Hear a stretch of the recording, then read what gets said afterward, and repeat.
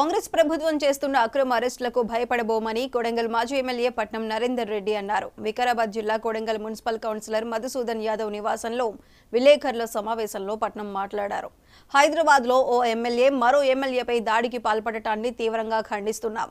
కాంగ్రెస్ ప్రభుత్వం ఇచ్చిన హామీలను విస్మరించి హైడ్రాకు తెరలేపిందని పట్నం ఆరోపించారు. 5 గ్యారంటీలు అమలయ్యే వరకు పోరాటం చేస్తామని మాజీ ఎమ్మెల్యే పేర్కొన్నారు.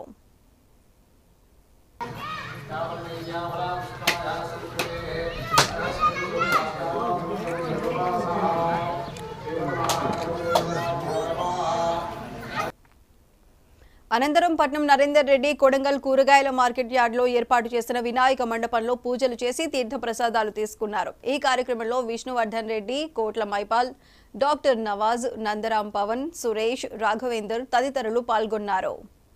మరొక ఎమ్మెల్యే ఇంటి మీద దాడి చేయడం, అదే కాకుండా పెద్దలు హరీశ్వరరావు గారిని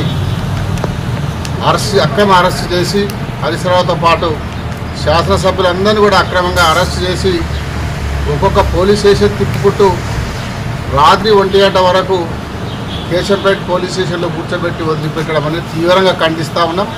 ఈ అక్రమ అరెస్టులను తీవ్రంగా ఖండిస్తున్నాం. ఎమ్మెల్యే గారు ఒక గుండెలాగా వ్యవహరించి ఈరోజు మరొక తోటి సహచర ఎమ్మెల్యే ఇంటి మీద దాడి చేసి రౌడీలను తీసుకుపోయి దాడి చేస్తున్నారంటే అది ఒక రేవంత్ రెడ్డి గారి ఆదేశమే జరుగుతుందని మేము తెలియజేసుకుంటున్నాం.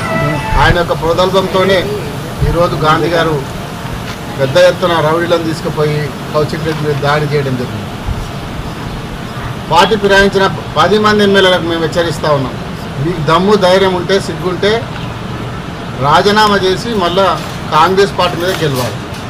కేసీఆర్ గారు ఇచ్చిన బీఫామ్ మీద గెలిచి మీరు మళ్ళీ సిగ్గు శరం లేకుండా మాట్లాడుకుంటూ ఈరోజు పెద్ద ఎత్తున మాట్లాడుతూ ఉన్నాం.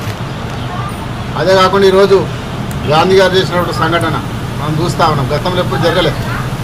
ఒక ఎమ్మెల్యే పోయి ఇంకొక ఎమ్మెల్యే ఇంటి మీద దాడి చేయడం అనేది మొట్టమొదటిసారి జరిగింది. ఇలాంటి చర్య ఇంకొకసారి చేస్తే ఎవరు కూడా సహించరు, పెద్ద ఎత్తున ఉద్యమం చేపడతారు. అలాంటివన్నీ కూడా తీవ్రంగా ఖండిస్తూ ఉన్నాం. అదే కాకుండా ఈరోజు కొడంగల్ నియోజకవర్గానికి వచ్చినప్పుడు ఇక్కడ